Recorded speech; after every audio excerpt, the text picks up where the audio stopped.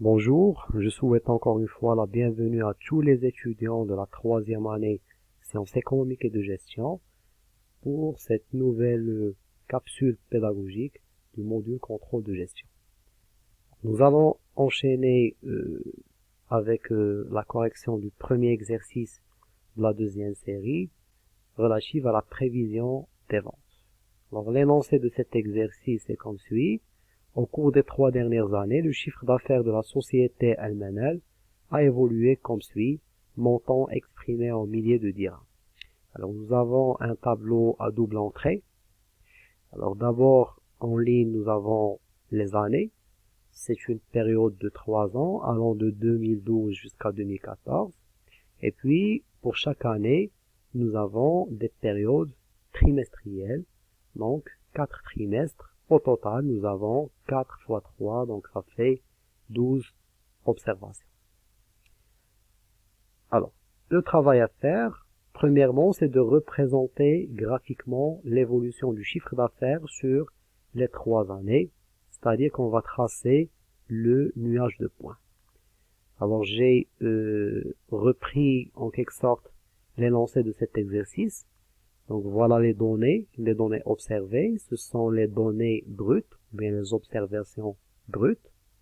Alors ces observations doivent être retransmises dans un tableau statistique. Donc comme on a dit, il y aura un modèle de série chronologique qui va relier la variable x qui est le chiffre d'affaires et qui est en fonction du temps. Donc deux variables, une variable à expliquer qui est le chiffre d'affaires, et puis une variable explicative, à savoir le temps. Alors, au niveau du tableau statistique, nous avons deux colonnes. La première, c'est la variable explicative qui est le temps. Donc, premier semestre, trimestre, pardon, deuxième trimestre, troisième, quatrième. Alors, ceci pour la première année qui est 2012. Alors vient après la deuxième année qui est 2013. Donc nous aurons pour 5, c'est le premier trimestre de l'année 2013, deuxième trimestre de l'année 2013, et puis quatrième trimestre de l'année 2013, et ainsi de suite. Alors vient finalement la troisième année qui est 2014, avec 9 qui est le premier trimestre de l'année 2014, deuxième trimestre de l'année 2014, etc. Pour représenter graphiquement cette série, donc je vais directement, puisque j'utilise Excel, je vais directement sélectionner les deux colonnes relatives aux deux variables et je vais mettre insertion nuage de points. Alors là, j'aurai la représentation graphique de mon nuage de points que vous allez faire vous-même en mettant sur l'axe des abscisses, c'est un axe de temps, et l'axe des ordonnées, ça sera le chiffre d'affaires. Donc remarquez que la courbe, en général, elle a une tendance haussière. Alors une tendance haussière, ça reflète ce qu'on a appelé le trend, ou bien la tendance. Et puis, à l'intérieur de chaque année, nous avons des fluctuations. C'est ce qu'on appelle les mouvements saisonniers. Alors maintenant, après avoir répondu à la première question, nous allons supprimer la représentation graphique et on passe à la deuxième question. Alors dans la deuxième question, on vous dit qu'en vous appuyant sur la méthode du rapport trend, vous allez calculer les valeurs corrigées des variations saisonnières. Donc nous avons parlé de la méthode du rapport trend. On va commencer par des valeurs brutes. On va ensuite calculer les valeurs tendancielles à partir de l'équation du trend qu'on va déterminer par la méthode des moindres carrés. Puis on va calculer le rapport du trend.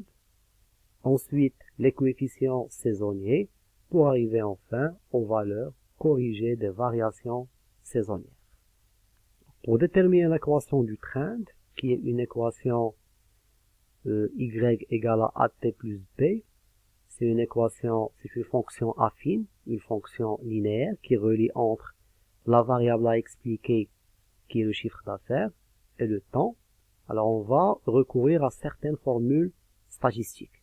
Alors pour le coefficient A, on va le calculer comme suit, c'est tout simplement la covariance entre les deux variables sur la variance de la variable explicative.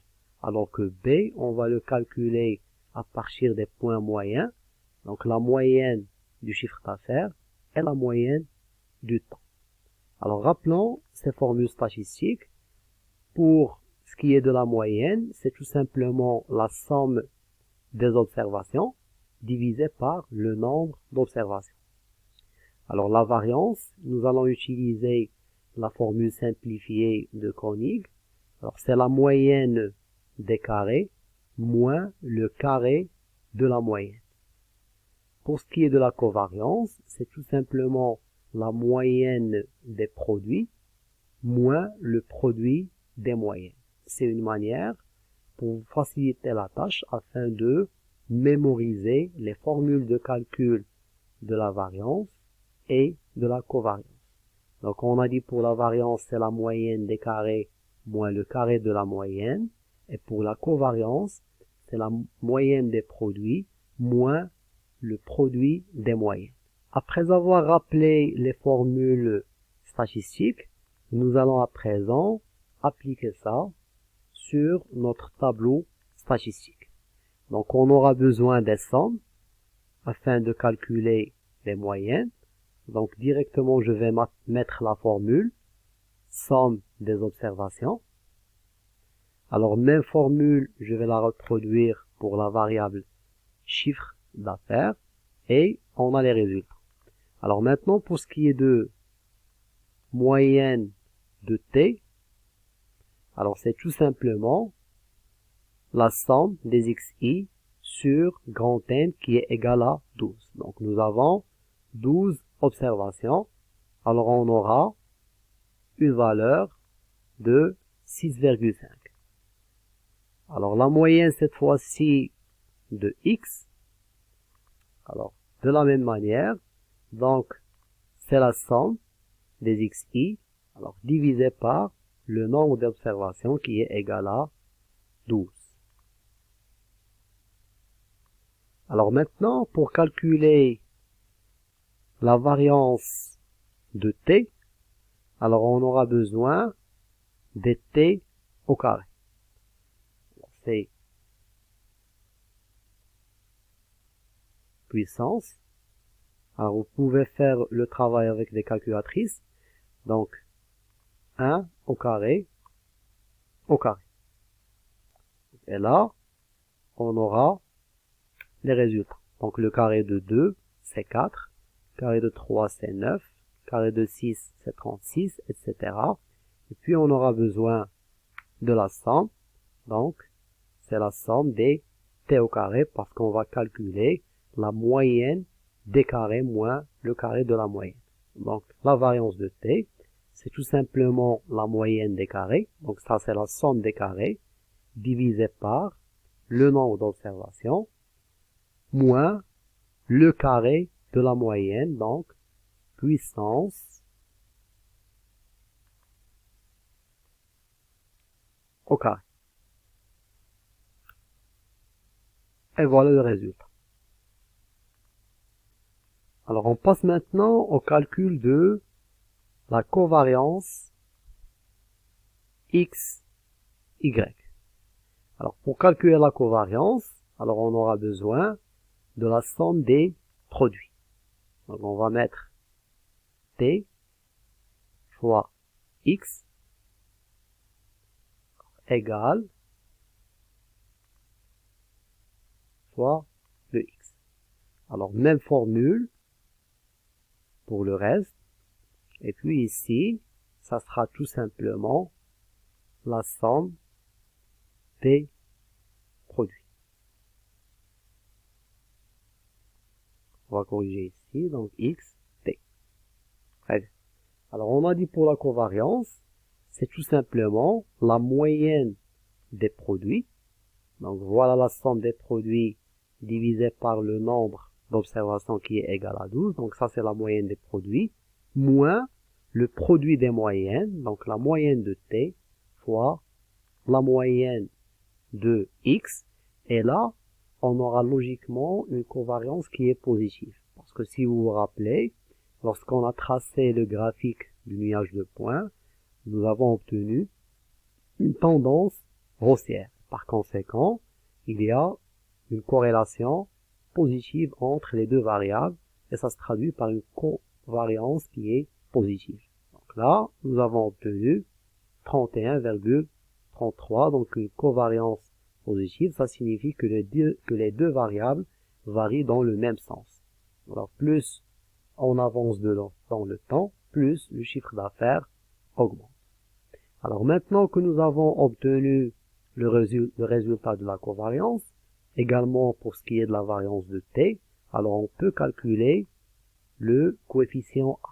Donc A, il est égal à la covariance sur la variance de t. Alors A égale à tout simplement 2,63. Alors pour ce qui est de B, nous avons une équation, donc à partir des points moyens. Donc c'est y bar moins A fois t bar, donc égale la moyenne de x moins A fois la moyenne de t, et voilà le résultat définitif. Donc, l'équation du trend s'écrit comme suit. Donc, y chapeau, c'est tout simplement A qui est de 2,63 fois t plus 36,74. Donc c'est ça l'équation du trend que nous avons calculée. Alors comment maintenant on va calculer les y chapeaux? Alors en remplaçant par les valeurs de t. Donc on va mettre ici y chapeau. Alors les valeurs de t, alors là on va remplacer à chaque fois par 1. Donc égale, alors 2,63, alors fois 1 plus 36,64. Alors nous avons la première valeur. Deuxième valeur, alors ça sera la même chose, sauf que, alors au lieu de 1, on va mettre une valeur de 2. Même chose, sauf que, on va remplacer ici les valeurs de t.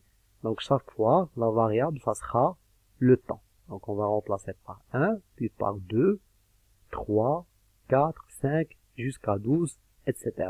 pour obtenir les y chapeaux. Alors là, on est passé des valeurs brutes aux valeurs estimées. On va remplacer ici par x parce qu'on travaille avec une variable à expliquer qui est x et non pas y. Alors concernant le total, la somme des valeurs tendancielles n'a pas de sens. Donc maintenant, après avoir calculé les valeurs tendancielles, nous allons calculer le rapport au trend.